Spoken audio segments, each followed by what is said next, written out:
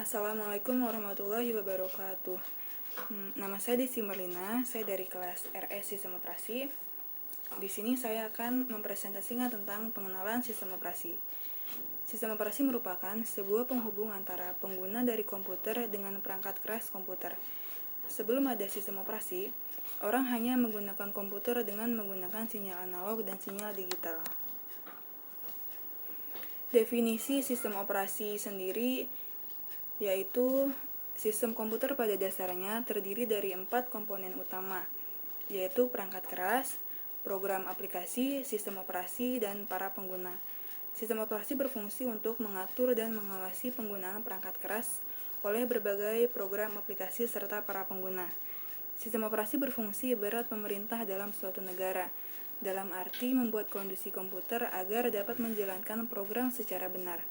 Untuk menghindari konflik yang terjadi pada saat pengguna menggunakan sumber daya yang sama, sistem operasi mengatur pengguna mana yang dapat mengakses suatu sumber daya. Tujuan mempelajari sistem operasi. Mempelajari sistem operasi bertujuan agar nantinya mengenal dan mampu merancang sendiri serta dapat memodifikasi sistem operasi yang telah ada sesuai dengan kebutuhan kita. Juga agar bisa memilih alternatif sistem operasi, memaksimalkan penggunaan sistem operasi, sehingga konsep dan teknik sistem operasi dapat diterapkan pada aplikasi-aplikasi lain. Sasaran sistem operasi ada 3, yaitu kenyamanan, efisien, mampu berevolusi.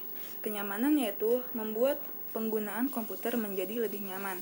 Efisien yaitu agar penggunaan sumber daya dalam sistem komputer dapat digunakan secara efisien. Dan mampu berevolusi, yaitu dalam membangun sistem operasi dimungkinkan untuk lebih mudah dalam pengembangan, pengujian, serta penggunaan sistem-sistem yang baru. Selanjutnya ada sejarah sistem operasi. Sejarah sistem operasi yang pertama yaitu pada tahun 1945 sampai 1955.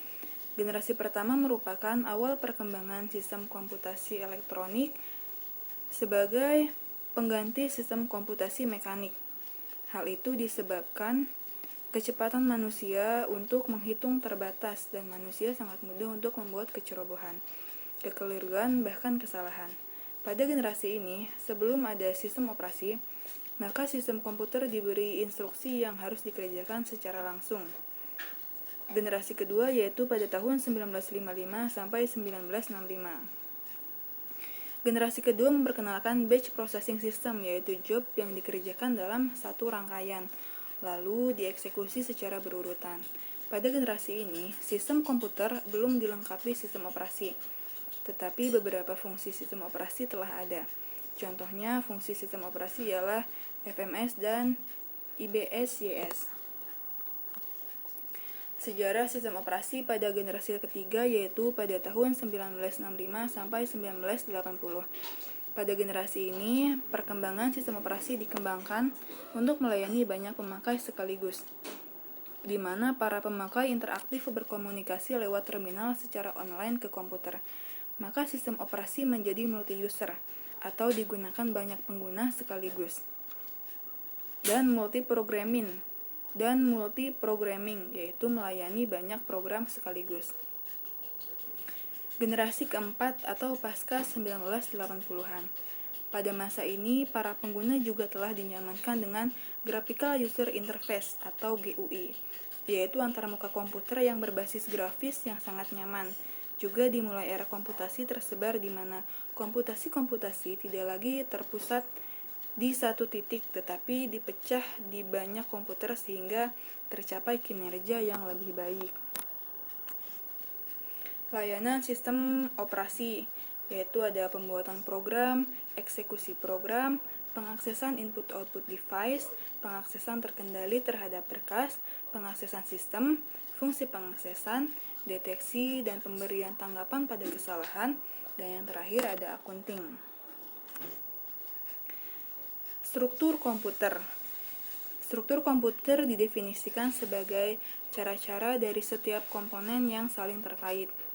Struktur sebuah komputer secara sederhana dapat digambarkan dalam diagram blok pada gambar berikut ini.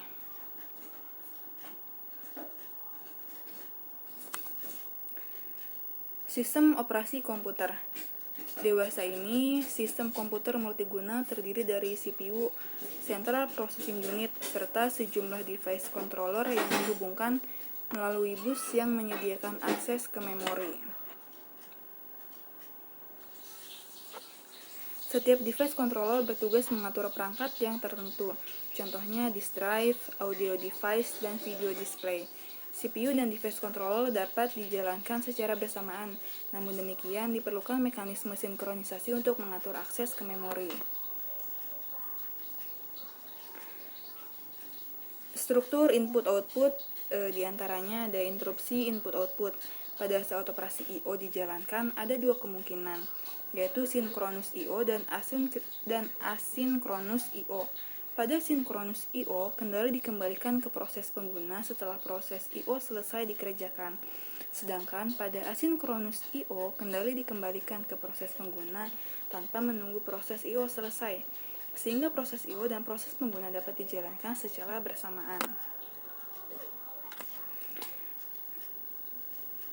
Struktur I/O selanjutnya adalah struktur DMA atau Direct Memory Access, suatu metode penanganan I/O di mana device controller langsung berhubungan dengan memori tanpa campur tangan CPU. Setelah men-set buffers, pointers, dan counters untuk perangkat I/O, device controller mentransfer blok data langsung ke penyimpanan tanpa campur tangan CPU. DMA digunakan untuk perangkat I/O dengan kecepatan tinggi.